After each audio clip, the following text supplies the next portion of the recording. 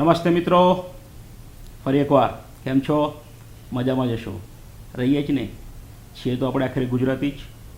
ફરી એકવાર અસ્મિતા સંકલ્પમાં આપ સૌનું હાર્દિક સ્વાગત છે. અગાઉ પણ જેમ કહ્યું કે પૂજ્ય હરિભાઈ કોઠારી દ્વારા પ્રેરિત ગુજરાતી વિચાર મંચ અને મુંબઈ ગુજરાતી સંગઠન આ બંને સંસ્થાઓના સહયોગથી આજે સંકલ્પ અભિયાન ચલાવી રહ્યા છે. જે અભિયાન અંતર્ગત ફક્ત અને ફક્ત માતૃભાષાના શિક્ષણ અને તેનું મહત્ત્વ એ બાબતે આપણે ચર્ચા કરીશું. આજે આપણી સાથે છે જેઓ કોઈ ઓળખના મોહતાજ નથી, જાજરમાન વ્યક્તિત્વ, પ્રખર વક્તા અને જેમના લાખો ફોલોઅર્સ છે, આપણા સૌના આદરણીય પ્રિય વડીલ શ્રી તુષારભાઈ શુક્લ. તુષારભાઈ નમસ્તે, કેમ છો? બસ ભાઈ, સરસ કામ હાથમાં લીધું છે. આભાર સાહેબ, વડીલોના આશીર્વાદથી જ. અને વડીલોના આશીર્વાદ પણ મૂળ તો તમારા બધાનો સંકલ્પ અને સૌ મિત્રોનો સહયોગ એ બંને હશે તો આ મહત્ત્વનું કામ પાર પડશે. માતૃભાષાનું શિક્ષણ અને માતૃભાષામાં શિક્ષણ બંને બાબતે પ્રશ્નો છે. ગુજરાતીઓ છીએ, ગુજરાતી આપણી માતૃભાષા છે. કોઈ આપણને એવું યાદય ન કરાવવું પડે એવું સહજ રીતે આપણે ગુજરાતીઓ ઘરમાં ગુજરાતી હમણાં પણ બોલીએ જ છીએ. પ્રશ્ન હવે પછીની પેઢીના સંદર્ભે ઊભો થયો છે. એ લોકો ગુજરાતી બોલે, એ લોકો ગુજરાતીમાં વિચારે, લખે, ગુજરાતી ભાષામાં બધા વિષયો ભણે. બહુ અત્યારે તો જે પરિસ્થિતિ છે એ જોતાં મૂંઝવણ થાય કે આવું શક્ય બનશે ફરી પાછું. કારણ કે હાલ જે યુવાન માતા પિતાઓ છે ને એ લોકોના મનમાં જ એવો ભાવ છે કે આજે વિશ્વની સ્પર્ધા છે અથવા તો સ્પર્ધાનું જે વિશ્વ છે એમાં મારા બાળકને જો મારે કંઈક સ્થાન અપાવવું હોય તો એણે અંગ્રેજીમાં ભણે જ છૂટકો. હવે એવી વખતે આ જે કામ હાથમાં લીધું છે એ વધારે પડકારભર્યું બની ગયું છે. કારણ કે જેમની પાસેથી સહયોગ જોઈએ છે ને એમના મનમાં જ શ્રદ્ધા નથી. પણ આપણે સૌને એક વાત કહીએ કે અંગ્રેજીનો વિરોધ કરીને ગુજરાતીની પ્રતિષ્ઠાનું સ્થાપન એવો ભાવ સંસ્થાના કે કોઈ આ પ્રવૃત્તિની ચાહનારના મનમાં હોય જ નહીં. બરાબર છે. એવું કોઈ અવાસ્તવિક વિચારે પણ નહીં અત્યારના સમયમાં.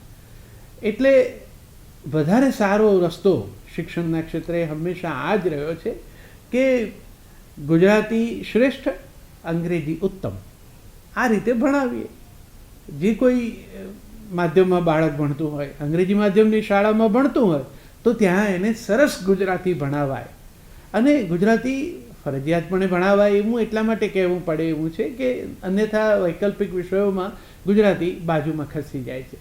સરકારશ્રીએ પણ હવે તો પોતાની નવી શિક્ષણ નીતિમાં એ વાતનો આગ્રહ રાખ્યો છે, ગુજરાતમાં તો એનો આગ્રહ છે જ છે. તો એક વિષય તરીકે ગુજરાતી ભણવું જોઈએ અને એ સરસ રીતે ભણાવી શકે એવા શિક્ષકો ગુજરાતીના વિષય માટે જોઈશે એવો સમય છે. તો મુંબઈ જેવા મહાનગરના પ્રશ્નો બીજા છે. ત્યાં તો અનેક ભાષાઓના લોકો આવીને વસ્યા છે. એમની વચ્ચે આપણે કશું પણ કરવું હશે તો આપણે એવા અંગ્રેજીના સારા શિક્ષકો એવા શોધવા પડે કે જે શિક્ષકો ગુજરાતી માધ્યમની શાળામાં સરસ રીતે અંગ્રેજી શીખવે, અથવા તો અંગ્રેજી માધ્યમની જ શાળા કેમ ન હોય એમાંય સરસ રીતે અંગ્રેજી શીખવે, સાથે સારું ગુજરાતી પણ શીખવે. માધ્યમની બાબતમાં કંઈ સંઘર્ષ નથી. માત્ર એક હું ભાષા વિજ્ઞાન સાથે ભણ્યો છું એટલે મારી એક સાદી સમજણ છે જે કદાચ આપ પણ એની સાથે સંમત થશો કે બાળક પોતાની માતૃભાષામાં જો ભણે પ્રાથમિક શિક્ષણમાં તો એના જે તે વિષયના સિદ્ધાંતો બહુ સ્પષ્ટ થઈ જાય. કારણ કે પેલું ભાષાંતર કરવાનું કામ એના મને કરવું નથી પડતું. કેટલીક વખત આપણને એમ લાગે છે કે આપણું બાળક થોડું ધીમું છે, આપની ભાષામાં સ્લો લર્નર છે. એવું હોતું નથી. વાસ્તવમાં એ ગુજરાતી પરિવારમાંથી આવ્યું છે, ગુજરાતી વાતાવરણમાં મોટું થયું છે, એની મૂળ ભાષા ગુજરાતી છે, ઘરમાં વાતચીત ગુજરાતીમાં કરે છે, વિચારે છે ગુજરાતી. હવે એ જેવું ઘરના ઉંબરને ઓળંગીને બહાર નીકળે છે એટલે આ અંગ્રેજીનું આક્રમણ શરૂ થાય છે. શાળામાં એને અંગ્રેજીમાં ભણવું, અંગ્રેજીમાં એ વિષયને સમજવો, એવા જે આગ્રહો છે. એટલે હવે એ તો ભણવા જ આવ્યું છે, એને તો કોઈ વાંધો વિરોધ છે જ નહીં, કોઈ પણ ભાષા સામે એને વાંધો નથી. પણ એણે જે પેલા વિષયને અંગ્રેજીમાં ભણવો પડે છે અને પછી ગુજરાતીમાં એનું મન એને સમજાવે છે. પછી તમે એને જ્યારે સવાલ પૂછો છો ત્યારે ગુજરાતીમાં એ આખો જવાબ તૈયાર કરે છે અને અંગ્રેજીમાં એ જવાબ આપે છે. એમાં એ ધીમું પડી જાય છે અને એમાં એને ક્યારેક એવું લાગે છે કે મને બરાબર ફાવતું નથી, મને આવડતું નથી, એટલે એના આત્મવિશ્વાસ પર એની અસર પડે છે અને એ એના વિકાસને રોધનારી બાબત છે. તમે તમારા બાળકનો વિકાસ જ ઈચ્છો છો, હું જાણું છું, કોઈ પણ માતા પિતા ઈચ્છે. આ સ્પર્ધાના જગતમાં તમારું બાળક આત્મવિશ્વાસથી આગળ વધે એવું તમે ઈચ્છો જ ઈચ્છો, હું પણ એમ જ ઈચ્છું છું. પણ એ આત્મવિશ્વાસ સુદૃઢ થાય એ માટે ખાલી થોડો પાયામાં આટલું કામ કરવાની જરૂર છે કે એ ઉત્તમ અંગ્રેજી શીખી લે ને ત્યાં સુધીના એના સમયગાળામાં ગુજરાતી પણ એવું સરસ રીતે શીખાય અને ગુજરાતીમાં આ બધા વિષયોના જે કંઈ મૂળભૂત સિદ્ધાંતો છે એ સ્પષ્ટ થતા જાય. આગળ ઉપર પછી અંગ્રેજીમાં ભણે એ વિષયોને ભણવું હોય, એની રુચિ હોય એ પ્રમાણે. કારણ કે એક વસ્તુ યાદ રાખજો કે બાળક 2, 3, 4, 5 ભાષા આરામથી શીખી જતું હોય છે. મુંબઈ જેવા શહેરમાં તો હું જોઈ શક્યો છું મિત્રોના ઘરમાં ગુજરાતી બોલતા હોય, વળી પાછા એમના મિત્રો આવે ત્યારે અંગ્રેજી બોલે, પાછા કામ કરનાર હોય એની સાથે મરાઠીમાં બોલે, નીચે ઉતરે ત્યાં પાછા હિન્દી મિક્સ કરીને એનો ઉપયોગ કરીને બોલે. તો એક બાળક કેટલી બધી ભાષાઓનો ઉપયોગ કરે છે. તમારા બાળકો જ્યારે ફ્લેટ્સમાં રહેતા હોય છે ત્યારે તમને નવાઈ લાગે એ રીતે એ જુદી જુદી ભાષાના શબ્દો એની પોતાની રોજની ભાષામાં આવી જાય છે. વાક્ય રચનાઓ એને કારણે એવી ગૂંચવાડા ભરી કરે કે આપણને થોડીક નવાઈ લાગે. પછી ખબર પડે કે આ શબ્દ ક્યાંથી લઈ આવ્યો છે. આવું તો તમને મોટા ટેલિવિઝન ન્યૂઝ રીડરમાં પણ જોવા મળશે. તમને અફરાતફરી ને હોસલો ને આવા બધા શબ્દો જે કાને પડે છે તે ક્યાંથી આવ્યા છે એ એમણે હિન્દીમાંથી ન્યૂઝ ચેનલોના અન્ય ન્યૂઝ રીડર્સને સાંભળીને જે ઝીલ્યા છે એ એમણે ગુજરાતીમાં સ્વીકારીને બોલવા માંડ્યા છે. કારણ કે એ લોકો રોજ એમ બોલતી વખતે એવા શબ્દોનો ઉપયોગ બહાર કરે છે. એટલે જ્યારે લાઈવ બોલવાનું આવે છે ને ત્યારે એ શબ્દો એમના ઓઠે ચડી જાય છે.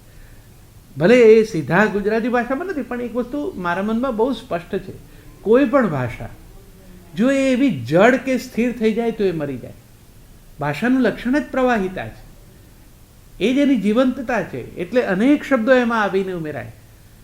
તમે ગુજરાત બાજુ રેસ્ટોરન્ટ બોલીએ છીએ, બધાને ખબર છે. હવે મૂળ ફ્રેન્ચ તો રેસ્ટોરાં છે, પણ આપણે રેસ્ટોરાં ન બોલીએ ને રેસ્ટોરન્ટ બોલીએ તો ચાલી જાય છે. રેસ્ટોરન્ટ આપણને ખબર છે, પણ રેસ્ટોરન્ટ આપણી ભાષામાં આવી ગયો. આપણા મમ્મી ને દાદી ને બધા જરા શાક બાઉલમાં લેજો એમ કહે છે. હા, આપણા ઘરમાં છોકરાઓ હોય ને અંગ્રેજી માધ્યમમાં ભણતા હોય તો એ કહે છે બાઉલ નહીં, બોલ શબ્દ છે. પણ આપણે ઘરે કામ કરનારા જે છે એ લોકો તો જે ગ્રામીણ વિસ્તારમાંથી આવે છે ત્યાંની એમની લોકબોલી જુદી છે. અહીંયા આવીને કેટલી ઝડપથી અંગ્રેજી કેટલા બધા શબ્દો એમને આવડી ગયા. તમે તમારા ઘરે કામ કરનારને કહો કે સ્વિચ બંધ કરજે લાઇટની, તો એ લાઇટ સ્વિચ બંનેને ખબર છે. એને ગીઝર ખબર છે, એને હીટર ખબર છે, એને માઇક્રોવેવ ખબર છે. એને ત્યાં છે પણ નહીં, એને શબ્દો ખબર છે. એનો અર્થ કે ભાષક એની આજુબાજુ બોલાતા શબ્દો આપોઆપ ઝીલી લે છે અને બાળકનો પણ એક સ્વભાવ હોય છે કે જે નવો શબ્દ શીખે એને ઉપયોગમાં લેવાનો એ પ્રયત્ન કરે. એટલે અંગ્રેજીનો વિરોધ કરીને ગુજરાતીનો જય જયકાર થઈ શકશે નહીં, એ યાદ રાખવું પડશે. પણ એક વસ્તુ એ પણ સ્પષ્ટ થઈ જવી જોઈએ કે જો ભૂગોળ ગુજરાતીમાં ભણવાથી સહેલી પડે કે ઇતિહાસ ગુજરાતીમાં જાણવાથી થોડો સહેલો પડે તો પ્રાથમિક શાળામાં ભાષાનું ભારણ અને વિષયનું ભારણ બે શું કામ વધારવા છે? જેમાં એને અનુકૂળ હોય એ ભાષામાં એ ભણી લે. અંતે તો તમને એટલી ખબર છે કે બાબર કોણ હતો, હવે એ અંગ્રેજીમાં ખબર હોય, હિન્દીમાં ખબર હોય કે ગુજરાતીમાં ખબર હોય, એથી બાબરના હોવાની બાબતના સત્યમાં કોઈ ફેર પડતો નથી. બસ આપણે આટલું સમજી લેવાનું છે. આપણી મુશ્કેલી ક્યાંથી શરૂ થાય છે એ પણ મારે તમને કહી દેવી જોઈએ કે હું ગુજરાતી ભાષાના શિક્ષણનો અને ગુજરાતી ભાષામાં શિક્ષણનો જ્યારે આગ્રહ રાખું છું ત્યારે હું ભાષાનો મહિમા કરું છું. સાહિત્યનો નહીં.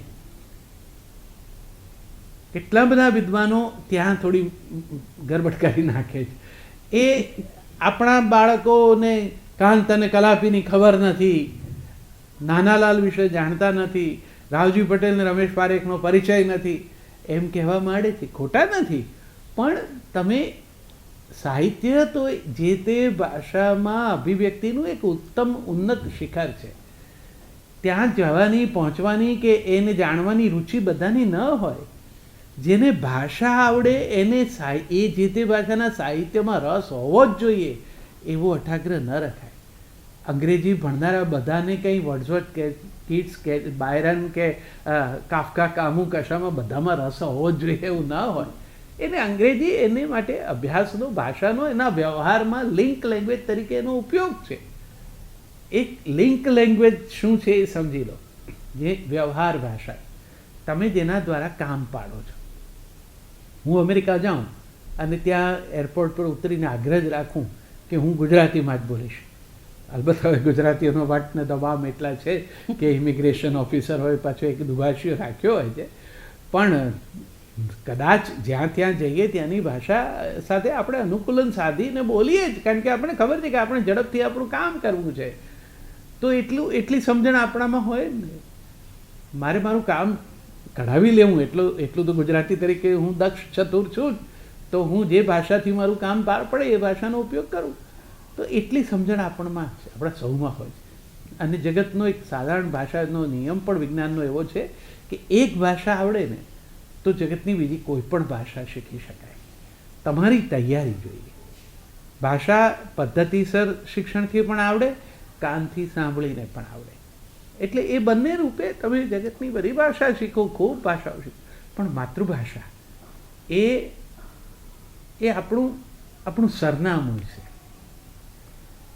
એક ગુજરાતી તરીકે હું જ્યારે ગુજરાતી બોલું છું ત્યારે તમે મને મારી સાથે આખા ગુજરાતીપણાને, ગુજરાતી અસ્મિતાને મળો છો.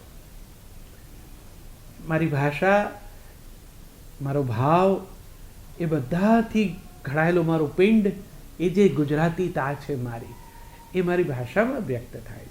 એટલે મારી ભાષા, માતૃભાષા એ સાચવવી એનો આગ્રહ એટલે છે. કોઈ એક ભાષા ઉપયોગમાંથી ચાલી જાય છે ને ત્યારે ધીરે ધીરે કોઈ એક સમૂહ પોતાની ઓળખ ગુમાવે છે. એવું ન થાય એટલા તો આપણે જાગૃત થઈએ ને. માતૃભાષા અને માતૃભૂમિ એના પ્રત્યે તો આપણું ઋણ આપણે અદા કરવું જોઈએ. એટલે બહુ સુંદર પ્રકલ્પ છે આ. સાથે મળીને આપણે સૌ એને પાર પાડવો જોઈએ. શિક્ષકોએ ખાસ આગળ આવવું જોઈએ. સરસ ગુજરાતી ભણાવો, સરસ અંગ્રેજી ભણાવો, અને બાળકને એ બંને ભાષામાં પોતાને વ્યક્ત કરવાનો મોકો આપો. બાળક એવા અનુકૂળ વાતાવરણમાં એવું સુંદર રીતે ખીલશે ને કે તમને પોતાને એ જોઈને સાનંદ આશ્ચર્ય થશે. આજે જે વાત તમે મારી સાંભળો છો, અથવા તો આ આખી શ્રેણી અંતર્ગત જેમને જેમને મળો છો, એ બધા ગુજરાતીમાં બોલે છે. તમે બધા એ સાંભળો છો ને સમજો છો એનો અર્થ એ કે તમને પણ ગુજરાતી આવડે છે. ગુજરાતીઓ કયા કયા ક્ષેત્રમાં કયા કયા સ્થાને છે એની યાદી આપવા માટે સમય ટૂંકો પડે. એટલે એનો અર્થ જ એ કે ગુજરાતી પાસે ક્ષમતા છે. હવે એણે થોડુંક ધ્યાન, કોઈ આપણી ઓળખમાં એ જરાય ઉતરતી ઓળખ નથી કે આપણે વેપાર પ્રધાન પ્રજા છીએ. આપણું ગૌરવ છે, આપણી કુશળતા છે, આપણી કોઠાસૂઝ છે, આપણે એ રીતે રૂપિયા કમાયા છીએ, તો કમાઈએ જ, શું કામ ન કમાઈએ. હવે એ કમાણીનો થોડોક ભાગ આપણે આપણી આ માતૃભાષા, એના શિક્ષણ, એના વર્ધન સંવર્ધનમાં આપવો જોઈએ. હું તો આટલા બધા જે આમ તમે વાત કરવાની શરૂઆત કરો ને જે પહેલાં 2-3 નામ તમારા હોઠે ચડે એ જે શ્રેષ્ઠીઓ છે, એ લોકો જ જો સંકલ્પ કરે ને તો આ બધો પ્રશ્ન જ ઉકલી જાય. સારી ગુજરાતી શાળા બનાવવાનો એ લોકો જ નક્કી કરે કે આપણે આપણા વિસ્તારની નહીં, આટલી શાળાઓ દત્તક લઈ લઈએ, તો એ બધી શાળાઓને એવી સંપન્ન કરી શકે સાધનોથી કે ત્યાં ગુજરાતી પરિવારો આવતા થઈ જાય, એમના બાળકોને એવી સરસ શાળામાં ભણાવતા થાય અને એ શાળાઓ પણ એ જવાબદારી અદા કરે કે સરસ રીતે ગુજરાતી અંગ્રેજી બંને ભણાવી શકે. મહાનગરોમાં બધે આ પ્રશ્ન છે, બધે જ પરિવારોમાં બાળકોને ઇંગ્લિશ ભણાવે છે, એટલે ભણે એનો વાંધો નથી, ભણો જ, મારો તો રાજીપો જ છે, ભણો એ તો સૌથી ઉત્તમ છે. પણ સાથે સાથે આ પણ થઈ શકે એવું છે. હું તમને સાહિત્ય ભણવાનો આગ્રહ કરતો જ નથી, સાહિત્ય તો વિશેષ રુચિ માગે. તમને ભાષામાં વ્યક્ત થતાં આવડે તો તમારું કામ સરસ થાય. અને દાખલા તરીકે મુંબઈમાં, કલકત્તામાં, ચેન્નઈમાં, ગુજરાતમાં આવો તો અહીંયા ક્યાંક જ્યાં લાખ કરોડનો ધંધો હોય સાહેબ, અને અધિકારી સાથે કે જે કંઈ સંબંધિત વ્યક્તિ છે એની સાથે ગુજરાતીમાં વાત કરીને તમારું કામ પાર પડે એવું હોય તો શું તમે અંગ્રેજીમાં જ વાત કરવાનો આગ્રહ રાખો? તમે તમારા એક્ઝિક્યુટિવને પણ એ સૂચના આપીને મોકલો જ છો કે ભાઈ એ વખતે જરા ટાઈ સેટ ઢીલી કરી અને સાદા ગુજરાતીમાં વાત કરજે, અંતે તો ધંધો થવો જોઈએ. બસ એનો અર્થ એ કે બંનેનો મહિમા છે. લક્ષ્મીના આશીર્વાદ તો છે, સરસ્વતીએ પણ ગુજરાતીઓને ખૂબ આશીર્વાદ આપ્યા છે. માત્ર આવા સરસ પ્રકલ્પને આપ સૌ સાથે મળીને પાર પાડવામાં મદદરૂપ થાવ.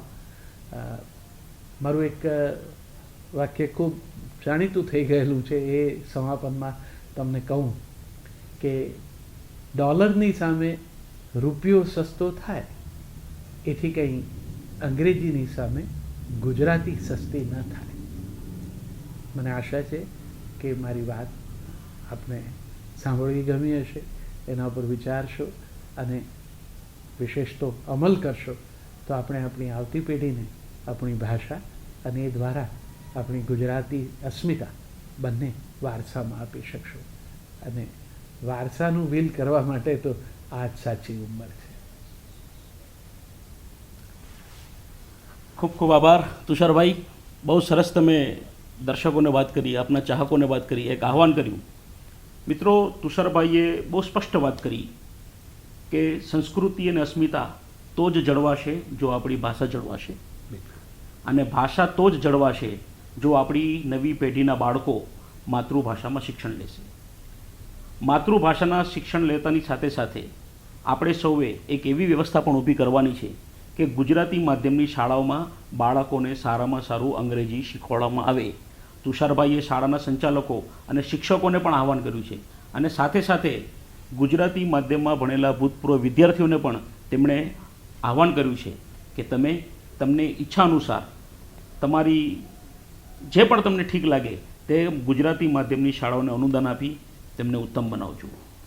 મિત્રો, આ ચર્ચાના અંતમાં ગુજરાતી વિચાર મંચે મુંબઈના કાંદિવલી પશ્ચિમ પરિસરની એક શાળા સરદાર વલ્લભભાઈ પટેલ વિવિધલક્ષી વિદ્યાલયને જે દત્તક લઈ અને તેને ઉત્કૃષ્ટ બનાવવાનું કામ કર્યું છે તેનો એક વિડીયો આપ જોશો.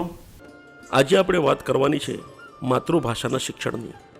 ગુજરાતી માતૃભાષાની એક એવી શાળા જેનું મકાન સ્વચ્છ અને સુંદર હોય. ફક્ત મકાન જ નહીં, પરંતુ શાળાની આસપાસનું પરિસર પણ તેટલું જ સ્વચ્છ અને સુંદર હોય. જે શાળાના વર્ગોમાં આધુનિક કહી શકાય તેવા ડિજિટલ બોર્ડ હોય. જી હા મિત્રો, શાળાના વર્ગોમાં ડિજિટલ બોર્ડ, જેના થકી શિક્ષકો ત્યાં ભણવા આવતા વિદ્યાર્થીઓને ઉત્તમમાં ઉત્તમ માતૃભાષાના જ્ઞાનની સાથે સાથે સારું અંગ્રેજી પણ શીખવાડી શકે. હવે આપણે વાત કરશું કે સારું અંગ્રેજીનું જ્ઞાન એટલે શું. સારું અંગ્રેજીનું જ્ઞાન એટલે અંગ્રેજી ભાષાને સારી રીતે સમજવી, અંગ્રેજી ભાષા બોલવી, અંગ્રેજી ભાષા લખવી અને અંગ્રેજી ભાષા વાંચવી. માતૃભાષામાં શિક્ષણ લેતાની સાથે સાથે જ્યાં બાળકોને સારામાં સારું અંગ્રેજીનું જ્ઞાન આપવામાં આવે છે એ માતૃભાષાની ઉત્તમ શાળા. વર્ગોની અંદર અને વર્ગોની બહાર પણ ઉત્તમ આકર્ષક કહી શકાય એવું માહિતીસભર રંગીન ચિત્રકામ કરેલું હોય. જ્યાં બાળકોને આધુનિક એવું કોમ્પ્યુટરનું શિક્ષણ પણ આપવામાં આવતું હોય. જ્યાં વિશાળ સંખ્યામાં પુસ્તકો હોય, એની આધુનિક લાઇબ્રેરી હોય. સારામાં સારી રમતગમતની સુવિધા પણ જે શાળામાં હોય. હવે તમે કહેશો કે આવી ગુજરાતી માધ્યમની શાળા છે જ ક્યાં? તો મિત્રો, આપને જણાવીએ કે ગુજરાતી માધ્યમની આવી ઉત્તમ શાળા એટલે કાંદિવલી પશ્ચિમની સરદાર વલ્લભભાઈ પટેલ વિવિધલક્ષી વિદ્યાલય, જ્યાં માતૃભાષામાં શિક્ષણ લીધેલો બાળક આવનારા વૈશ્વિક હરીફાઈના યુગમાં સક્ષમ થઈને બહાર નીકળે છે. ગુજરાતી વિચાર મંચે આ સરદાર વલ્લભભાઈ પટેલ વિવિધલક્ષી વિદ્યાલયને ગયા વર્ષે અનુદાન આપી તેને ઉત્તમ બનાવવાનો પ્રયાસ કર્યો છે. અને મિત્રો, આપને જણાવતા આનંદ પણ થાય છે કે આ પ્રયોગ સફળ થયો છે. અને આ વર્ષે સરદાર વલ્લભભાઈ પટેલ વિવિધલક્ષી વિદ્યાલયના ગુજરાતી માધ્યમમાં વિદ્યાર્થીઓની સંખ્યામાં વધારો થયો છે. આ અમારા પ્રયોગને મળેલી સફળતા બાદ અમે આપ સૌને વિનંતી કરીએ છીએ, ગુજરાતી માધ્યમમાં ભણેલા ભૂતપૂર્વ વિદ્યાર્થીઓ જે હાલ આર્થિક રીતે સક્ષમ છે, મોટા મોટા ઉદ્યોગપતિઓ, વેપારીઓ, મંડળો, ટ્રસ્ટો, સમાજો, મહાજનો, અમે સૌને વિનંતી કરીએ છીએ કે આપ પણ આપના પરિસરમાં આવી જો કોઈ ગુજરાતી માધ્યમની શાળા હોય તો તેને દત્તક લ્યો અને તેને તન મન ધનથી એની પાછળ સમય ખર્ચી, એની પાછળ ધન વાપરી અને તેને આદર્શ બનાવવાની દિશામાં પ્રયત્ન કરવો. અને તો જ આવનારા સમયમાં આપણે માતૃભાષાનું ખરા અર્થમાં જતન કર્યું કહેવાશે. ધન્યવાદ. નમસ્કાર. વંદે માતરમ.